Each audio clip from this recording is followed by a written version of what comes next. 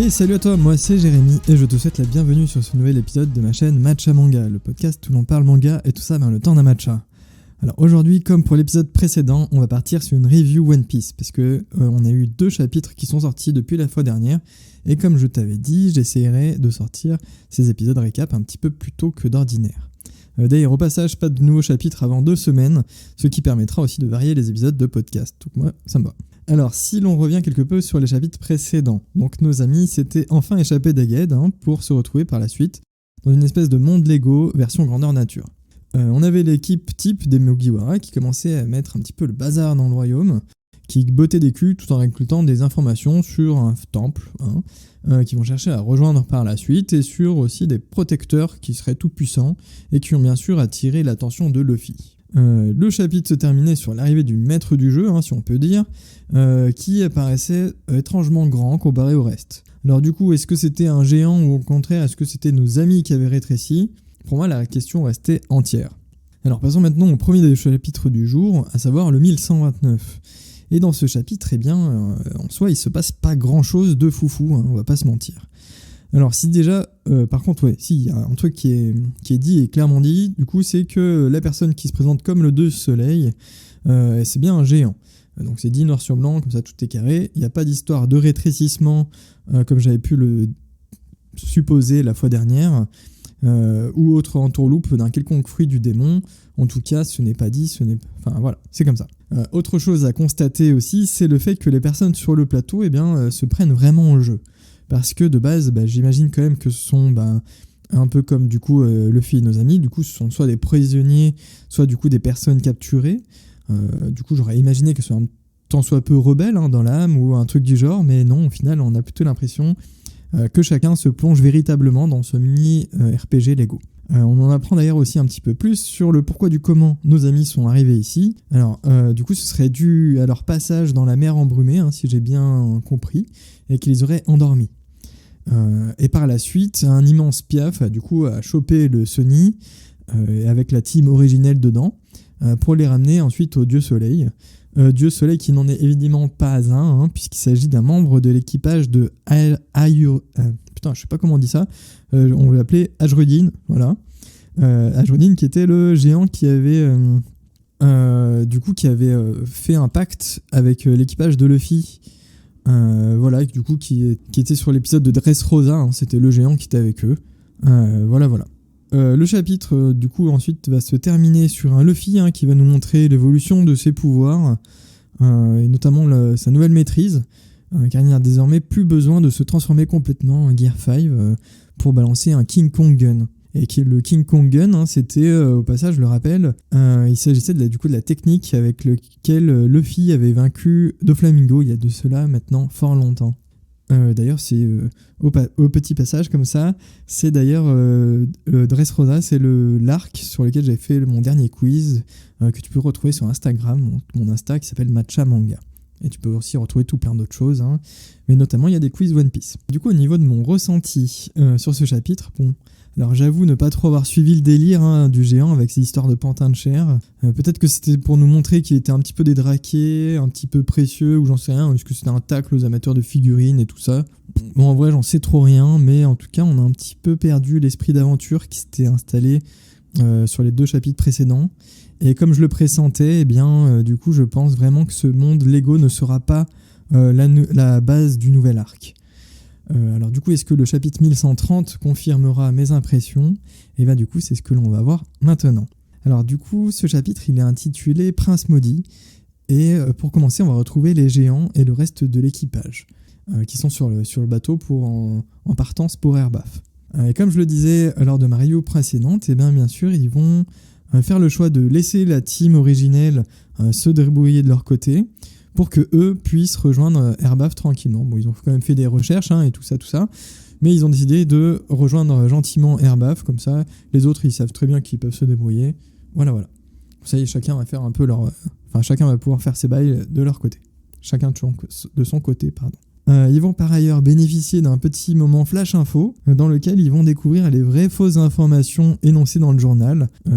Comme quoi ils sont portés responsables évidemment de l'incident de Egghead, mais aussi de la mort de Vegapunk, puisque pourquoi pas, de toute façon les doyens se sont totalement dédouanés de ça. on s'y attendait. Par la suite, on verra la prime des 2 géants qui a été fortement revalorisée à cause de leur retour sur le devant de la scène. Ils vont passer maintenant à quasiment 2 milliards de berries chacun. Alors en soi, je pense pas que cela servira à grand chose de cette évolution. Mais après, vu que les primes sont un petit peu un système d'évaluateur de puissance, en tout cas c'est ce que l'on ressent quand à chaque fois qu'on voit une prime incroyable, on se dit putain cette personne est incroyablement puissante. Donc ils pouvaient pas rester à 100 millions, 100 millions qui était vraiment pas grand chose, surtout par rapport à aujourd'hui bien sûr. Et du coup comme ça nous en tant que lecteurs on se rend un petit peu mieux compte de leur potentiel de dangerosité et de nuisance quoi.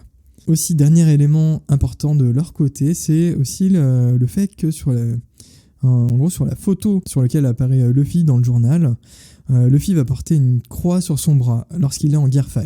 Et du coup, on va voir Robin qui va tilter de son côté, car elle sait que, techniquement, elle n'a jamais vu de croix sur Luffy, il n'est pas à se faire des tatous, quoi. Et pour cela, il y a bien une raison pour que ce soit la seule de la team 2 à le remarquer. Parce que du coup, après, je rappelle, on a Jinbei, on a Franky, tout ça. Et du coup, c'est la seule qui tilte parce que c'est simple. Parce que c'est la croix que Luffy portait, Luffy et ses amis, du coup, portaient à Alabasta pour dire au revoir à Vivi.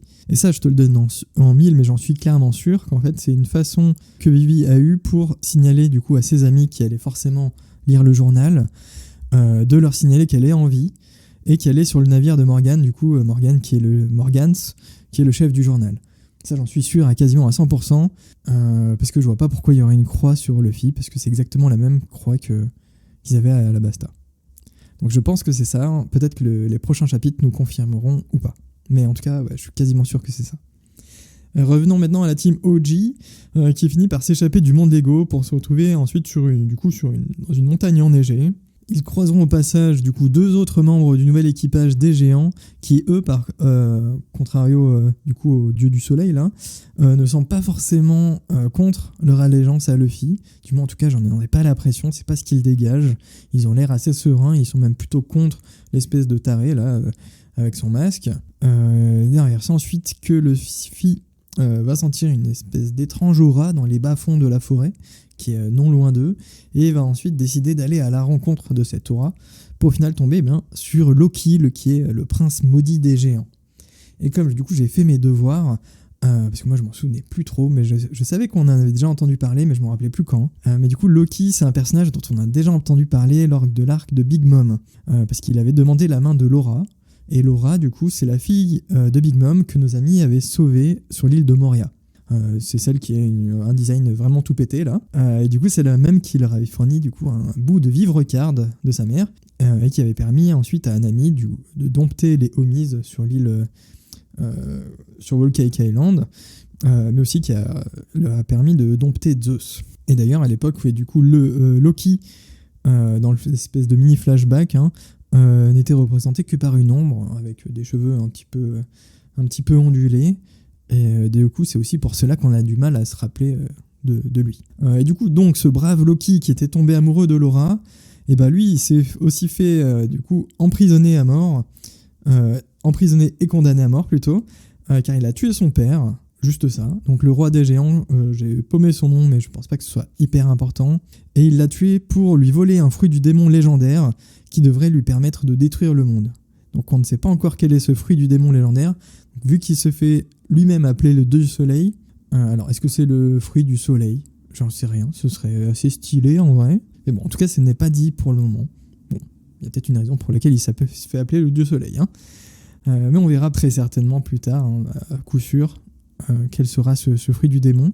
Et du coup, c'est sur ce personnage aussi intriguant que maléfique que va se clore ce chapitre, qui nous présente aussi d'ailleurs la configuration de l'île d'Erbaf, qui est bâtie sur un arbre représentant, en tout cas rappelant l'Yggdrasil, qui est ce fameux arbre de la mythologie nordique. Du coup, c'est même pas, est-ce que c'est du coup, on a le monde Lego en fait qui représente plus ou moins l'île d'Elbaf. Voilà, il s'est juste fait un petit kiff le gars, dont j'ai oublié le nom d'ailleurs. Mais ça n'a aucune importance par la suite. Bon, et bien du coup voilà qui était un chapitre plutôt intéressant, ce 1130. Enfin, du moins sur sa deuxième partie, parce que tout le passage où les personnages prennent des nouvelles, tout ça, bon, à part la croix de Luffy, le reste, On s'en foutait un petit peu quand même. Par contre, évidemment, la fin titille clairement notre intérêt avec Loki. Loki dont l'aura me rappelle un petit peu celle de Doflamingo. Une aura un petit peu dangereuse, tout ça. Parce qu'il a l'air un petit peu taré, hein, comme lui. Même si, après, même en général, hein, de toute façon, quand Oda il crée des personnages à partir de mythologie, soit il respecte plutôt bien tous les traits de caractère du personnage, soit il en fait complètement l'inverse. Donc là, a priori, il est plutôt dans le genre à aller dans les bons bails de Loki, et il a l'air complètement taré. Hein. Et en tout cas, c'est le genre de personnage dangereux que j'apprécie tout particulièrement. Mais en tout cas, j'espère que ce sera bien confirmé par la suite. Et sur le reste, quoi dire de plus ? Eh bien, je reste un petit peu quand même déçu de cette étape Lego sur laquelle je fondais pas mal d'espoir. En vrai, je trouvais qu'Oda s'était vraiment chauffé pour faire cette transition et qu'il aurait tout simplement pu faire atterrir les personnages dans le château classique, hein, et basta, suite des aventures et en avant. Donc pourquoi il a fait tout ce petit délire sur les Lego, j'en sais rien. Est-ce qu'il s'est vraiment fait un kiff de lui-même ? J'en ai aucune idée. Mais en tout cas, peut-être que cette bonne sensation d'aventure va reprendre sur Elbaf dans le prochain chapitre. À moins que Luffy et Loki se fassent un petit combat pour commencer. Même si techniquement rien ne le laisse présager sur cette fin. Hein. Luffy n'est pas en colère ni rien. Loki est enchaîné. Bon, voilà. Mais bon, bref, on verra bien dans 2 semaines en tout cas, parce que je rappelle qu'il y a une petite pause. Une pause qui fait du bien à l'auteur, j'imagine. Mais en tout cas, moi je suis hypé comme jamais pour continuer cet arc Elbaf, parce que ça fait un petit bout de temps qu'on voulait y aller sur Elbaf, et moi je suis aussi curieux que hypé. Allez, maintenant je vais clore ce podcast. D'ailleurs, si jamais il t'a plu, tu peux me le montrer facilement en t'abonnant, en me laissant bien sûr un 5 étoiles sur ton application, voire même un petit commentaire, parce que ça fait toujours un petit plaisir, un petit commentaire. Tous mes réseaux sociaux sont dans la description. Voilà, donc tu as aussi mon compte YouTube qui est donné dedans, donc si jamais tu préfères voir tout ça sur YouTube, il y aura une petite vidéo qui sera dédiée. Et puis maintenant, je n'ai plus qu'à te souhaiter une bonne fin de journée ou une bonne fin de soirée, et puis à la prochaine, hein, tout simplement. Salut